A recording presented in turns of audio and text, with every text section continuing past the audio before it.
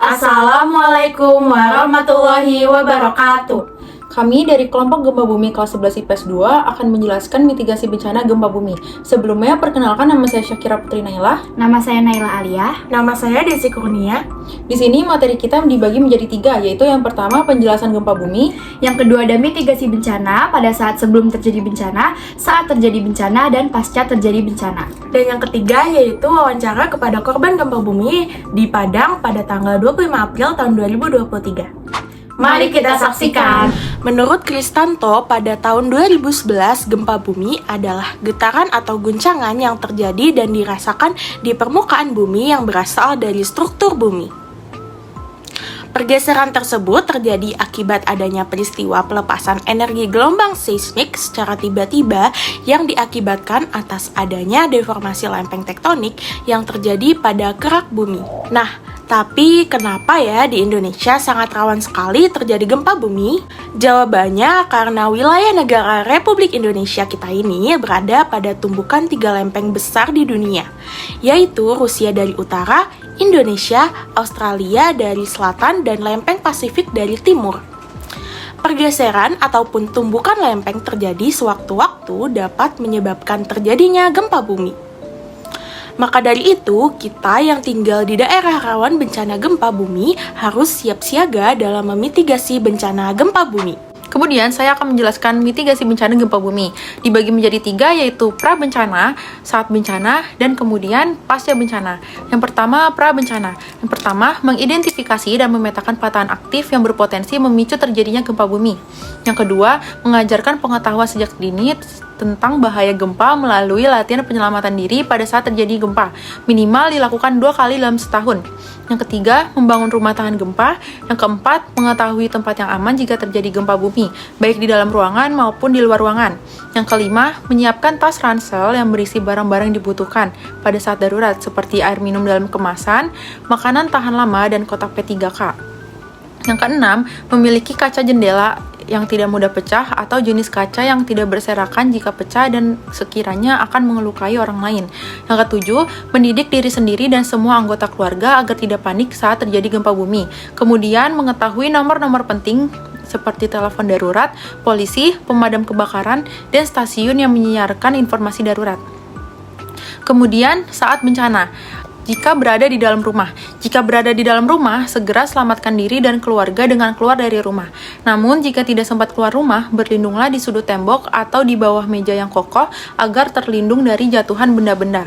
Kemudian, jika gempa sudah mulai berhenti, segera ambil tas yang sudah berisi makanan, minuman, dan obat-obatan, dan pastikan tidak ada anggota keluarga yang tertinggal. Di sekolah, jika berada di sekolah, jangan panik dan lindungi kepala dengan tas atau buku. Jika tidak kemungkinan untuk keluar, berlindunglah di sudut ruangan atau di bawah meja. Jika gempa sudah mereda, segera keluar mencari lapangan terbuka yang jauh dari pohon, gedung, dan tiang listrik. Di luar bangunan, jika kalian berada di luar bangunan, lindungilah kepala dari benda-benda berbahaya seperti kaca dan papan reklame, pohon besar, dan kemudian hindari jembatan atau di jalan layang. Kemudian, jika berada di gedung perkantoran atau mal, yang pertama, yang paling penting, jangan menggunakan lift dan segera mencari tangga darurat. Kemudian, ikuti semua petunjuk dari petugas atau satpam yang berada di tempat kejadian. Kemudian, jika berada di dalam kendaraan, jika kalian sedang menyetir, jangan sekali-kali mengerem mendadak. Kurangilah kecepatan dan berhenti di bahu jalan. Namun, jangan berhenti di dekat pom bensin atau di bawah kabel tegangan tinggi. Apalagi berhenti di bawah jalan layang. Jauhi persimpangan dan parkirkan mobil di kiri jalan, kemudian keluar dari kendaraan. Kemudian, jika di daerah gunung atau pantai, jika kalian sedang berada di daerah gunung, jauhilah tebing-tebing yang tinggi untuk menghindari longsor, dan jika berada di daerah pantai, jauhilah pantai untuk menghindari tsunami. Pasca bencana. Yang pertama, periksa luka pada diri sendiri. Jika kemungkinan, tolonglah orang lain seperti orang tua, anak-anak, ibu hamil, ibu menyusui, dan orang-orang cacat. 2. Singkirkan dan bersihkan barang-barang yang berbahaya seperti pecahan kaca. Yang ketiga, jauhi kabel listrik dan tetaplah berada jauh dari bangunan yang mudah roboh. Yang keempat, waspada dengan adanya gempa susulan karena dapat merobohkan bangunan yang sudah retak pada gempa pertama. Yang kelima, hubungi petugas yang menangani bencana. Kembali ke rumah jika pihak berwenang sudah mengumumkan bahwa kondisi sudah aman. Sekian penjelasan mitigasi bencana dari saya. Akan dilanjutkan wawancara dengan korban gempa di Padang pada 25 April tahun 2023.